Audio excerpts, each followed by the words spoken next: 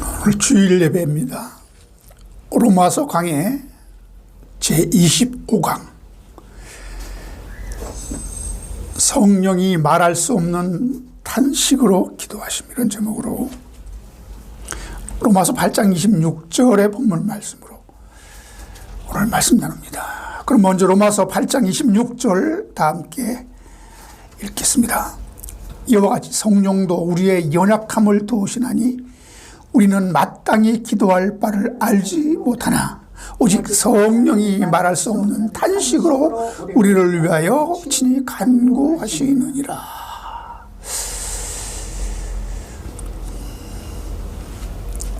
우리가 이제 성령으로 거듭나서 하나님의 자녀가 되었는데, 왜 성령이 우리 거듭난 하나님의 자녀들을 위해서 탄식하며 기도해야 한다고 했을까요? 오늘 말씀에서는 우리가 연약하기 때문에 우리의 연약함을 도우시기 위해서 그러시는 거라고 말씀하고 있습니다. 성령의 거듭남으로 처음 익은 열매가 되었는데 왜 성령은 탄식해야 합니까? 이것은 탄식할 만한 것이 있기 때문이라는 거예요. 그러나 이와는 반대로 단번에 얻은 구원, 즉 거듭난 자는 이제 모든 것이 완성이다. 그래서 더 이상 어떤 것을 보태거나 더할 수가 없다. 이렇게 주장하는 자들에게는 이 말씀이 잘 이해가 안 될 것입니다. 이런 자들은 성도는 점진적인 어떤 성숙의 과정이 필요 없고 믿는 순간에 단번에 얻은 구원을 주장하는 분들, 소위 구원파식 신앙이라고 보는 겁니다. 이들은 이 말씀이 잘 이해가 안 될 겁니다. 오늘 말씀은 단번에 얻은 구원이냐, 아니면 구원 후에도 성도는 성령이 탄식할 정도로 어떤 미완의 상태로 여전히 구원의 완성을 바라보며 살아야 하는 것인가? 이에 대한 문제인데요. 이 문제를 해결해 줄 한 줄기 빛을 오늘 로마서 8장은 주고 있는 것입니다. 이 구원의 문제를 어떤 분들은 구원의 즉각성과 점진성을 같이 설명하면서 이 문제를 해결하고자 합니다.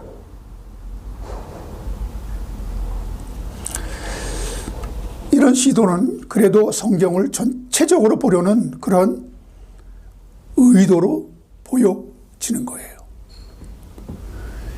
이처럼 성경은 언제나 양면성이 있고 겉과 속이 있으며 오늘과 그리고 과거와 미래가 함께 공존하면서 그 의미를 한 단어 안에 담고 있기 때문에 너무 단편적으로 그리고 문자적으로만 보면 그 해석이 엉뚱한 방향으로 흐를 수 있다는 것을 우리는 너무나 잘 알고 있습니다. 그래서 어떤 분들은 아니다, 구원은 영단번에 얻은 것이다. 거듭난 자는 새로운 피조물이 되었기 때문에, 새로운 존재가 되었기 때문에 다른 무엇이 또 필요하다는 것은, 이것은 인본주의적인 신앙이다. 이것은 행위주의적인 신앙이다. 이렇게 아주 단칼에 잘라버리는 자들이 있죠. 여러분, 우리가 믿음으로 구원받은 그 순간 우리는 거듭난 것이기 때문에 딴 것을 자꾸 이야기하는 것은 믿음으로 얻는 구원, 은혜의 구원을 부정하는 것으로 밖에 볼 수 없다, 이렇게 생각하는 거예요. 이런 분들은 성도는 성화와 성숙 이런 것은 있을 수 없는 것이다. 구원받는 그 순간, 성령 받은 그 순간, 거듭난 그 순간 이미 완성된 하나님의 자녀가 됐는데 무슨 또 성화가 필요하고 무슨 또 어떤 성숙이 필요하냐? 그런 거 필요 없다. 이렇게 이제 주장하는 얘기를 많이 듣죠. 그래서 영단번에 구원받았는데 무슨 성화가 필요하고 성숙이 필요하고 그것은 다 인간적인 행위 구원만 구원론자들의 주장이다.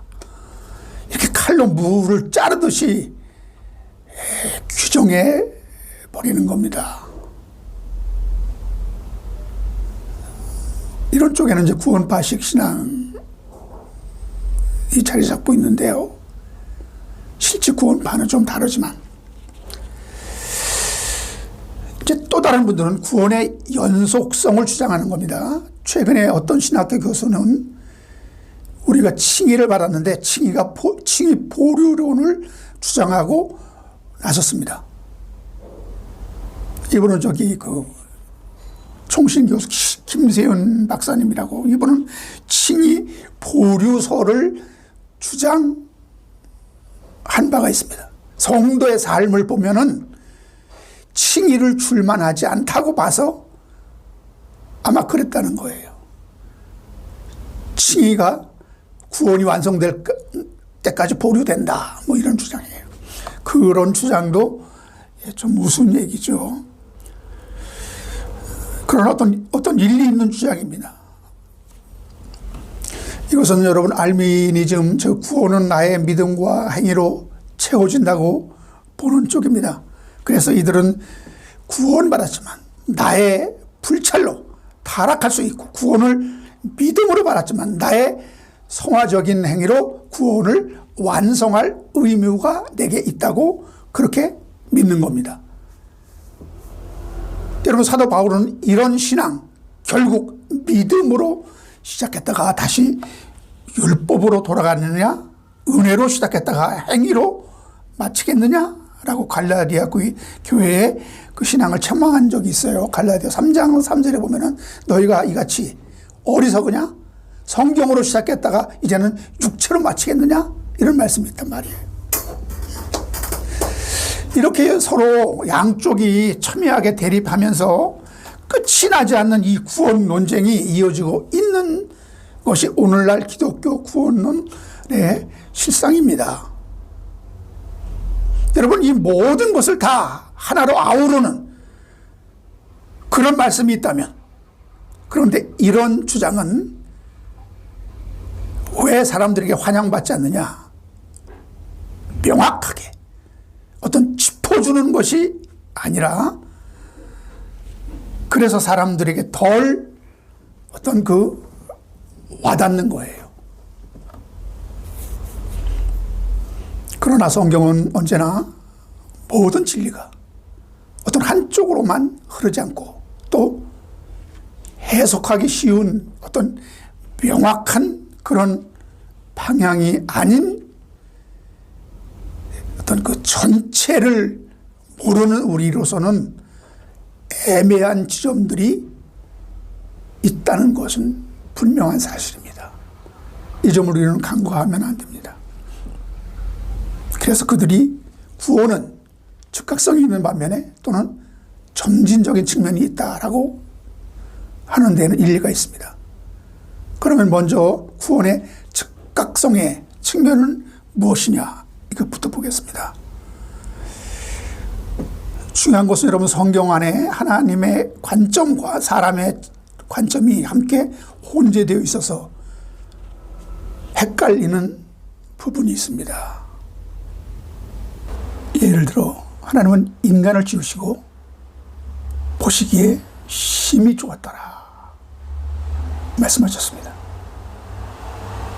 그러나 잠시 후 인간은 하나님께 불순종하고 타락합니다. 하나님은 이것을 모르시고 심히 좋았더라 말씀하셨겠습니까? 아닙니다. 하나님은 창조할 때 이미 모든 결론을 알고 계셨습니다. 지금은 비록 아담이 타락했지만, 불순종했지만 그 결론이 어떻게 날지 하나님은 아셨기 때문에 그 결과가 심히 좋았더라 하신 것입니다. 그리고 하나님은 일곱째 날에 안식하셨다 하셨습니다. 그러나 우리는 안식할 수가 없습니다. 우리는 인간이기 때문에. 그래서 이러한 것들은 하나님의 관점에서 기록했느냐, 사람의 관점에서 기록했느냐, 이것을 구분해야 혼돈이 없습니다. 이 의인됨도 마찬가지인데요. 하나님의 관점입니다. 법적으로 우리 성도는 이제 의인이 되었습니다. 하나님과의 관계적으로도 성도는 이제 하나님의 아들 예수의 호적에 등재된 양자가 되었습니다. 영적으로도 이제 성도는 예수 안에 있으며 성령의 첫 열매가 되었습니다. 그러나 이런 하나님의 측면만을 보고 그대로 나에게 적용시키면 맞지 않게 됩니다. 이 모든 사실을 성도는 믿음으로 받아들이고 이것을 믿는 것이지, 그것이 실제, 즉 내게 실존이 되었다는 문제와는 별개라는 것이죠. 이걸 인정하지 못하면 해결되지 않는 끊임없는 딜레마가 계속되는 것입니다. 즉 하나님의 관점과 사람의 관점에서 혼돈이 오게 되어 있습니다. 중요한 것은 만일 하나님께서 죄인이 구원 즉시 성도를 천국으로 인도하셨다면 모든 문제가 일거에 해결되고 이런 혼란은 일어나지 않게 됩니다. 구원 즉시 인간은 영육간에 완성되고 그 구원이 육체적 현실이 되며 그 부활이 실체가 되고 천국이 실제가 되어 우리 육신이 신령한 존재로 변화되었다면 이런 혼돈은 일어나지 않았다는 겁니다. 그러나 하나님은 그렇게 하시지 않았습니다.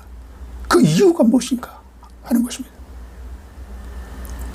그것은 성도에게 육체에 남은 때가 있다는 겁니다. 베드로전서 4장 1절 2절에 보면 그리스도께서 이미 육체의 고난을 받으셨으니 너희도 같은 마음으로 갑옷을 삼으라. 이는 육체의 고난을 받은 자는 죄를 그쳤습니다. 그 후로는 다시 사람의 정욕을 따르지 않고 하나님의 뜻을 따라 육체에 남은 때를 살게 하려 함이라. 그렇습니다. 성도는 예수 그리스도의 십자가의 보혈로 죄는 그쳤습니다. 정죄함을 받았습니다. 그러나 그것으로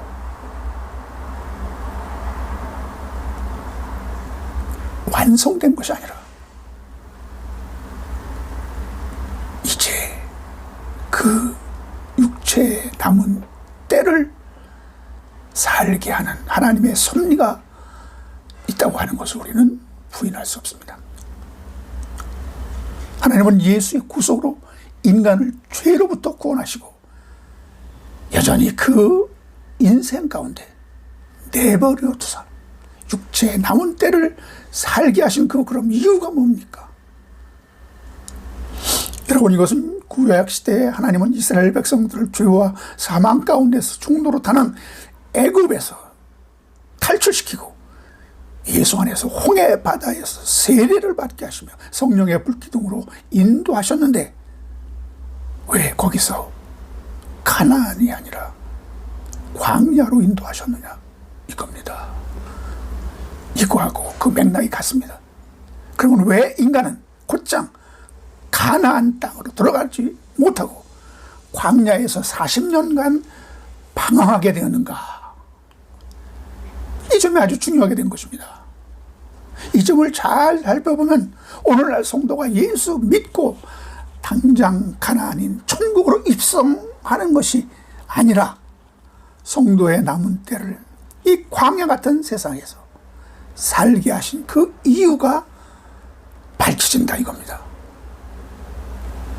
그리고 그것은 왜 하나님의 성도를 즉각적으로 구원하시고 또 점진적으로 구원을 이루어지게 하시는지 그 문제에 대한 답을 주신다는 겁니다. 자, 그러면 먼저 이스라엘이 광야를 방황한 사건부터 알아보겠습니다. 왜 4일이면 들어갈 수 있는 가나안을 40일 동안 헤매게 하셨는가? 그 점이 신명기 8장 2절 3절에 잘 나와 있습니다. 내 하나님 여호와께서 이 40년 동안에 내게 광야 길을 걷게 하신 것을 기억하라. 이는 너를 낮추시며 너를 시험하사 내 마음이 어떠한지 그 명령을 지키는지 지키지 않는지 알려 하시며 너를 낮추시며 너를 줄이게 하시며 또 너도 알지 못하며 내 조상들도 알지 못하던 만나를 내게 먹이시는 것은 사람이 떡으로만 사는 것이 아니요 여호와의 입에서 나오는 모든 말씀으로 사는 줄을 네가 알게 하려 하심이라. 아멘. 여기 보면 너희는 기억하라 그랬습니다. 이는 너를 낮추시고 너를 시험한 것은 네 마음이 어떠한지 그 명령을 지키는지 지키지 않는지 알려 하심이라.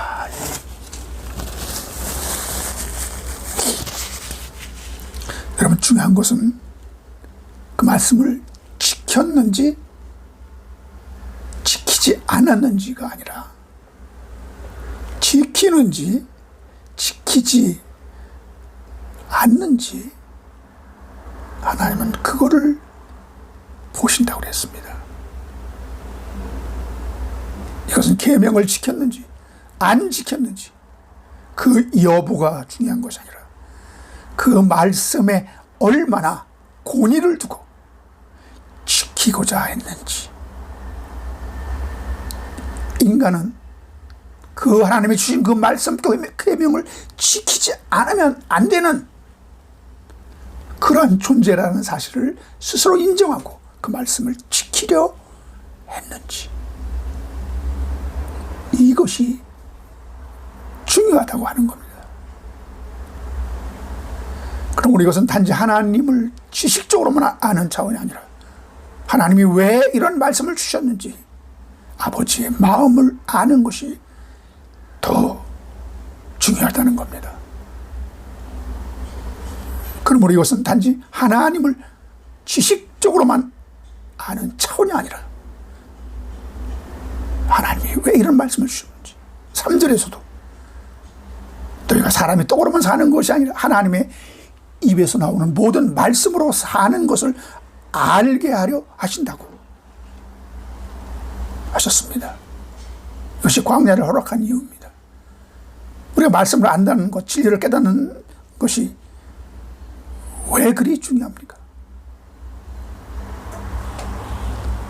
예수님은 요한복음 17장 3절에 영생은 유일하신 참 하나님과 그의 보내신 자 예수 그리스도를 아는 것이니라 라고 말씀하셨습니다.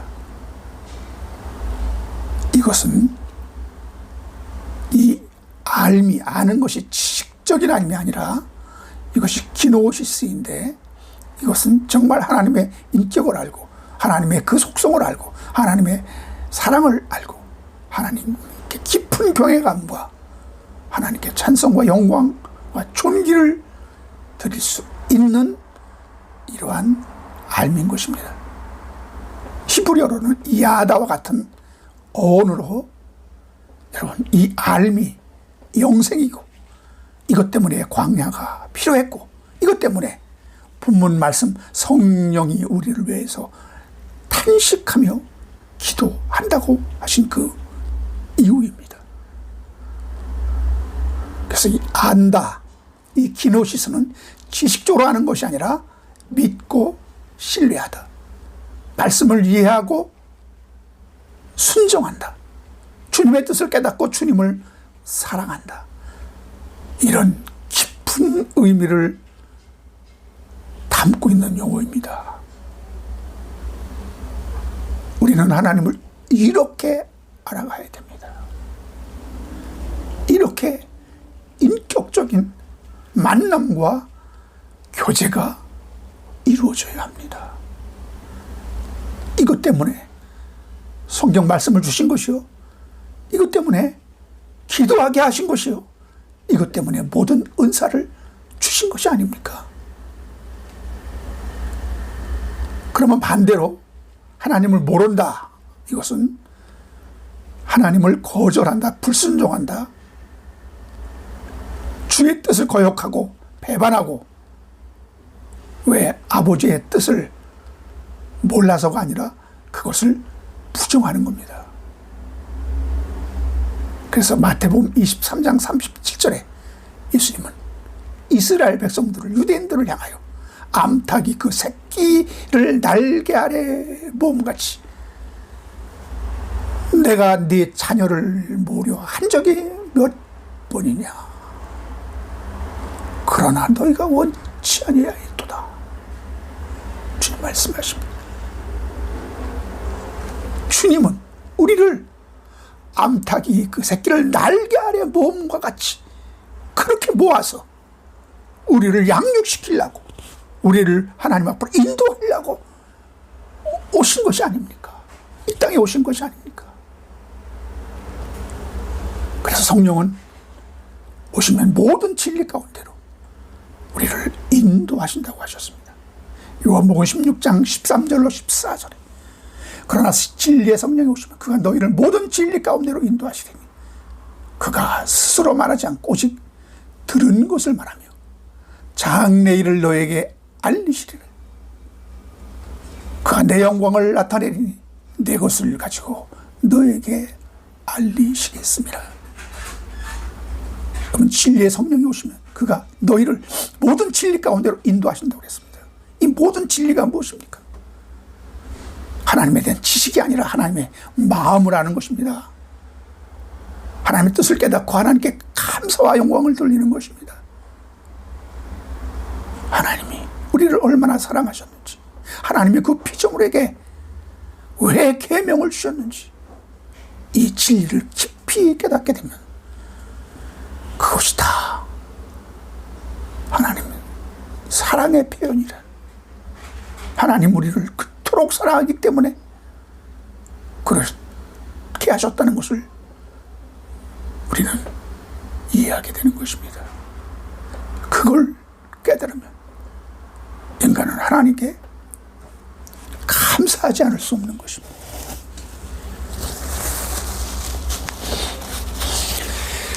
그래서 호세아에서도 이렇게 말씀하고 있는 거예요. 호세아 6장 6절에 나는 인애를 원하고 제사를 원하지 아니하며 번제보다는 하나님을 아는 것을 원하노라. 여기 인애가 헤세드입니다. 하나님의 사랑과 자비예요.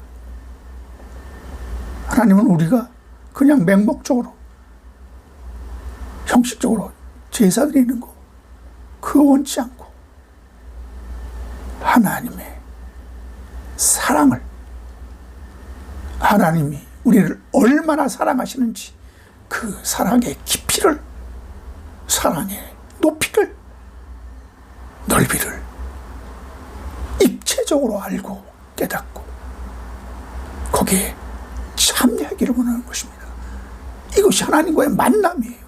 이것이 인격적인 교제예요.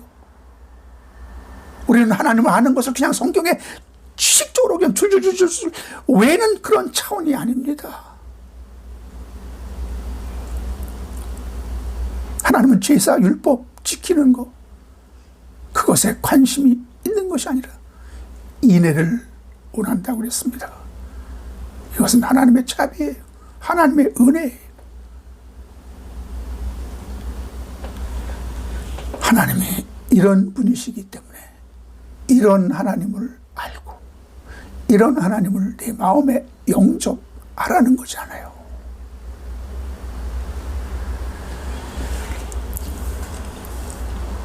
그러면 우리의 삶이 그렇게 팍팍하지 않을 것입니다.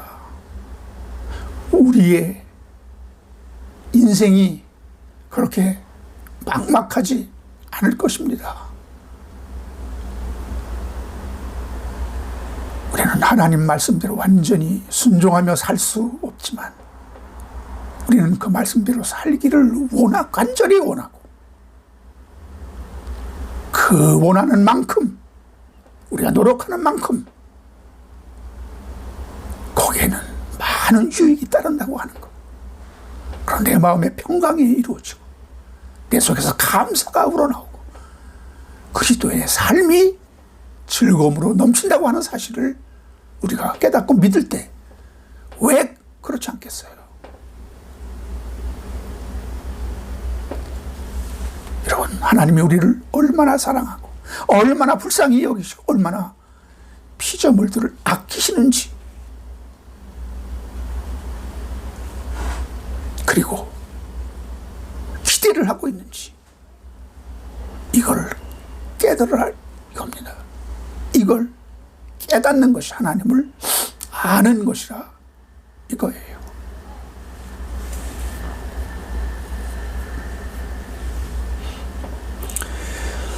하나님이 단순히 예수 그리스도를 우리에게 보내주셨다, 독생자를 보내주셨다.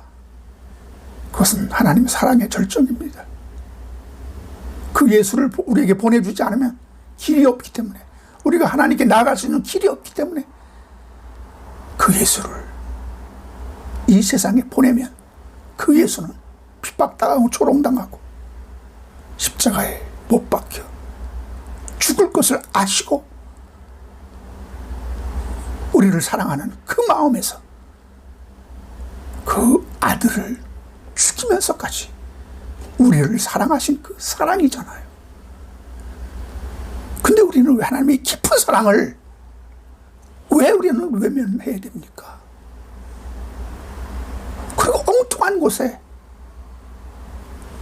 우리는 우리의 마음이 가야 됩니까?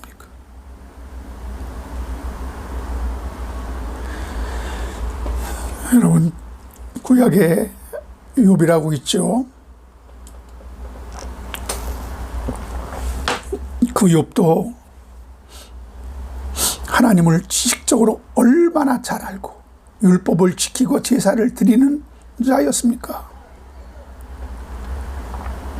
그런데 우리가 하나하나 욥기 강해를 통해서 살펴보면 욥만큼 하나님을 오해하고 있던 자도 없었을 것 같아요. 하나님은 당신의 피조물들을 차별하시고 죄를 짓나 안 짓나 그것만 지켜보셨다가 죄 지으면 고난의 화살을 쏘아대고 못살게 굴고 기도에도 응답하지 않고 그 갖고 있는 모든 재물과 재산과 자녀들까지 다 빼앗는 사람을 학대하는 하나님. 여러분, 이런 하나님으로 스스로 규정짓고 그 하나님을 대적한 자가 욥이 아닙니까? 그 욥이 자칭 의인으로 포장되어 있고 고난 가운데서도 하나님을 욕하지 않는 그러한 믿음 좋은 신앙인으로 우리 모두에게 인식되고 있지만 절대로 그렇지 않습니다.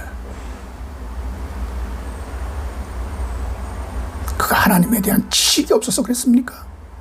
하나님의 말씀을 그가 불순종하라고 일부러 그랬습니까? 그것이 내가 믿는 하나님이 어떤 분이라는 그 오해가 결국 욥을 그렇게 만든 것입니다. 욥이 나중에 내가 하나님을 알았다, 깨달았다, 만났다 했는데 무엇을 어떻게 하는 것입니까? 42장 5절 6절에 보시면 내가 주께 대하여 귀로만 듣던 하나 듣기만 하였사오니 이제는 눈으로 주를 배움나이다. 그러므로 내가 스스로 고도드리고 티끌과 짝 가운데서 회개하나이다. 여러분, 귀로만 듣던 하나님, 이 하나님은 지식적인 신앙입니다. 무속적인 신앙입니다. 인본주의적인 신앙입니다. 그런데 눈으로 본 하나님, 이 하나님 인격적인 만남의 관계적 신앙입니다. 하나님을 진짜로 아는 이 기노시스의 지식을 소유한 신앙입니다. 이래야 우리는 진짜 하나님을 만났다, 내가 하나님을 안다, 하나님을 믿는다라고 할 수 있는 거예요. 그렇게 여러분 고난을 인내하려고, 하나님께 불의하지 않으려고 그렇게 애쓰고 노력했던 그 욥도 이런 하나님을 만나기 전에는 이기적인 인본적인 신앙, 무속적인 신앙, 그냥 주식적인 신앙에서 조금 더 편하지 않았습니다. 거기에 머물러서 하나님을 바라봤단 말입니다.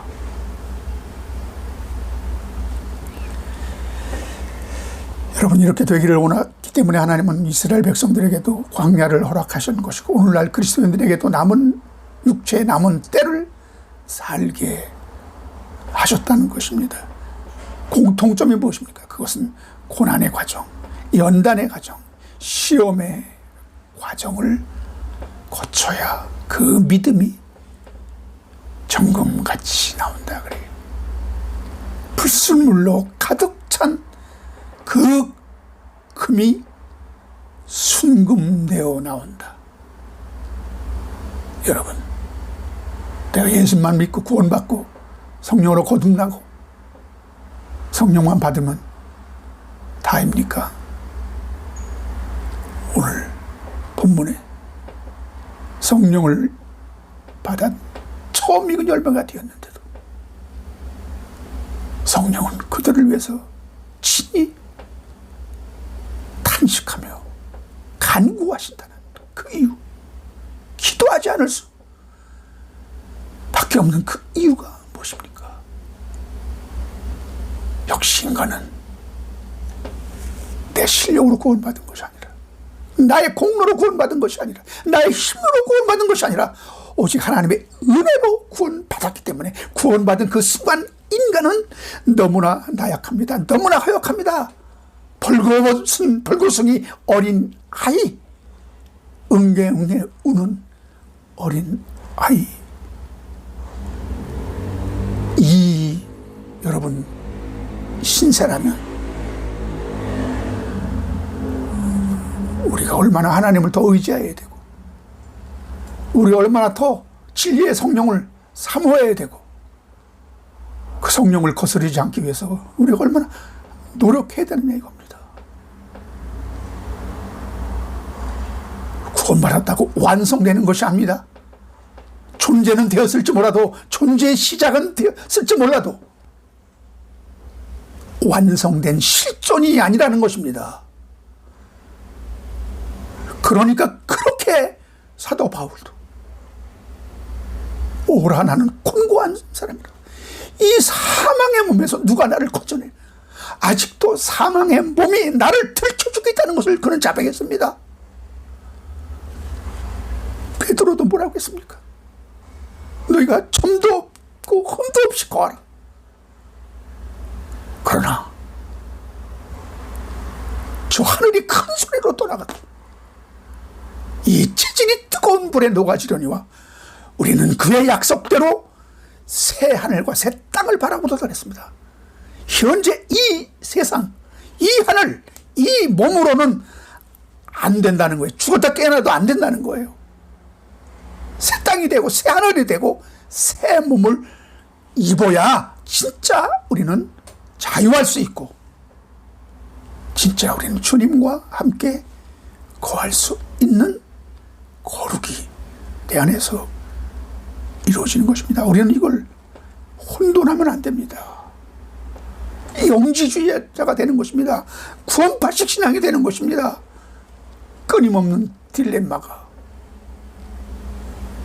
엄습해 오는 거예요. 여러분, 아담의 때나 거듭난 그리스도인이나 다 영적으로 부족함이 없고 하나님의 자녀로 조금도 하자가 없이 온전하게 거듭난 하나님의 자녀입니다. 그런데 뭘 우리가 모릅니까? 아직 어린 아이의 상태로 나갔다 하는 거예요. 아담은 육신은 멀쩡하고 성인일지 모르지만 그의 영적인 상태, 하나님과의 관계, 이것은 유아기를 벗어나지 못한 거예요. 그래서 하나님께서 한동안 그들을 관리하기 위해서 선악의 시험을 통해서 그들을 깨우치고 양육하고 자라게 하는 과정이 필요했기 때문에 그 과정을 거치게 하신 것입니다. 여러분, 인간의 이 육신이라는 놈은 얼마나 고도로 훈련받고 잘 단련되어 나의 영적인 존재를 어떻게 다루면 넘어지는지, 미혹당하는지, 좌절하는지 너무나 잘 알고 있습니다. 우리가 마귀와 싸워서 이긴다고요? 영적으로 전쟁해서 우리가 싸워 이긴다고요? 천만의 말씀입니다.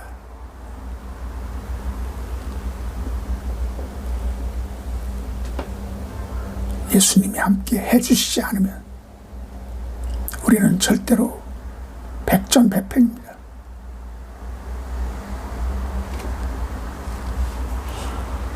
거듭난 새로운 피조물은 인간이 처음 겪어보는 상황입니다. 영은 거듭났는데 아직 미숙하고, 근데 또 육신이라는 이놈은 거대한 몸에서 벗어날 수가 없는 거예요.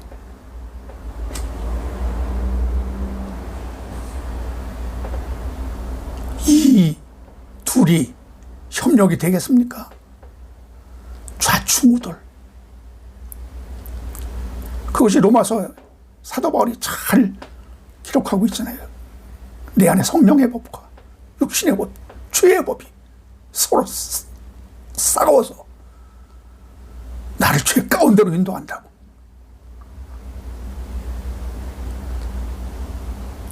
예수님도 그런 사실을 인정했어요. 겟세마네에서 기도할 때 제자들에게 기도해야 된다. 너희가 정신 차리고 기도해야 된다. 3번씩이나 와서 기도를 권면했는데 결국 졸고 기도 못했습니다. 뭐라 그랬습니까? 마음은 원이로되 육신이 문제구나. 육신이 약하구나. 마음이 육신을 못 이긴다는 겁니다. 내 안에는 이 영적 자아가 육적인 자아를 제한 못한다는 거예요. 그래서 이 사실을 알고 성령도 탄식하는 겁니다. 저 벌구승이 아무것도 모르는 진짜 성령으로 거듭났다고 날고 뛰고 할 텐데 다 됐다고 그렇게 확신이니 뭐니 할 텐데 앞으로 당할 일을 생각하면은 막막한 겁니다. 그래서 로마서 8장 26절에 오늘 본문 이와 같이 성령도 우리의 연약함을 도우시나니 우리는 마땅히 기도할 바를 알지 못하나 오직 성령이 말할 수 없는 탄식으로 우리를 위하여 친히 간구하시느니라 했습니다. 아직 연약한 데가 있기 때문에 성령이 우리를 도와야 한다고 그러잖아요. 완전하게 된 것이 아닙니다. 온전하게 된 것이 아닙니다. 사도 바울도 그랬잖아요. 내가 아직 완성됐다고 생각하지 않는다. 다 이르렀다고 생각하지 않는다. 그렇게 말했습니다. 바로 그 부분입니다. 육체에 붙어 있어서 이러지도 저러지도 못하는 그 70 갈 것 같은 절망, 진리를 제대로 깨닫지 못하면 언제나 정욕적이고 육체적인 것이 옳은 것은 같이 그런 착각 속에서 그 진리의 갈등 그리고 방황 이런 것 때문에 혼돈의 세계가 자연스럽게 그리스도인들에게 찾아오는 것입니다. 이거는 섭리예요. 인간에게 이 자유를 줬기 때문에 인간은 힘든 겁니다. 그냥 로봇가 되면은 버튼만 누르면 자동적으로 인생이 사라진다면 얼마나 편하겠어요. 수월하겠어요. 그러나 그 강을 넘기 위해서 이 광야를 지내기 위해서 이 육신이 얼마나 사악한 존재인가를 직접 맞닥뜨리게 하여 깨닫고 거기서 노임받는 그 자유가 얼마나 복되고 귀한 것인가를 알게 하기 위하여 우리가 구원받았지만 구원이 완성된 것도 맞지만 하나님에 대해서 더 깊은 것을 알고 깨닫고 그 사랑 안에 은혜 가운데 온전히 자라야 하는 성숙이 성장이 필요하다는 것을 우리는 인정해야 됩니다. 이것이 성화냐 아니냐 그것이 중요한 것이 아닙니다. 이러한 기간과 이러한 과정이 거듭난 그리스도인들에게 구원받은 그리스도인들에게 꼭 필요하다는 것. 이거 필요 없으면 그 자는 버리운 자나 거듭나지 못한 자나 구원받지 못한 자 사생아일 수 있습니다.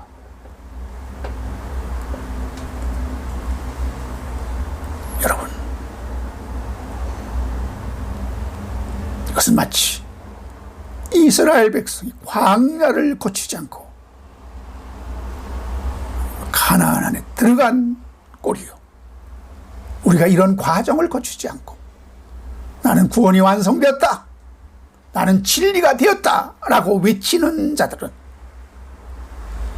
마치 이스라엘 백성이 광야를 거치지 않고 가나안에 들어간 꼴이요. 욥이 그 무속적이고 인본주의적인 신앙의 연단 과정을 거치지 않고 나 하나님을 만났다라고 주장하는 꼴입니다. 여러분, 어떻게 되겠어요? 하나님이 이걸 허락하시겠습니까? 아닙니다. 그래서 베드로는 베드로전서 2장 9절에 이런 말을 합니다. 이제 하나님의 백성은, 이제 구원받은 하나님의 백성은 왜 하나님이 나를 구원시켜줬는지 그걸 잘 알아야 된다. 그 사명을 깨달아야 된다. 그 기이한 빛에 들어가게 하신 하나님, 그 하나님의 아름다운 덕을 선포해야 된다. 이렇게 말하는 거예요. 베드로전서 2장 9절 읽고 마치겠습니다. 그러나 너희는 택하신 족속이요, 왕 같은 제사장들이요, 거룩한 나라요, 그의 소유가 된 백성이니 이는 너희를 어두운 데서 불러내어 그의 기이한 빛에 들어가게 하신 이에 아름다운 덕을 선포하게 하려 하심이라. 아멘. 기도하겠습니다. 거룩하신 하나님, 오늘도 진리의 말씀, 생명의 말씀, 진실로 우리는 거듭난 자, 성령의 첫 열매가 된 자일지라도 성령이 우리를 탄식하며 간구해야 할 필요가 있습니다. 우리는 이제 거기가 시작입니다. 끝이 아니라 시작입니다.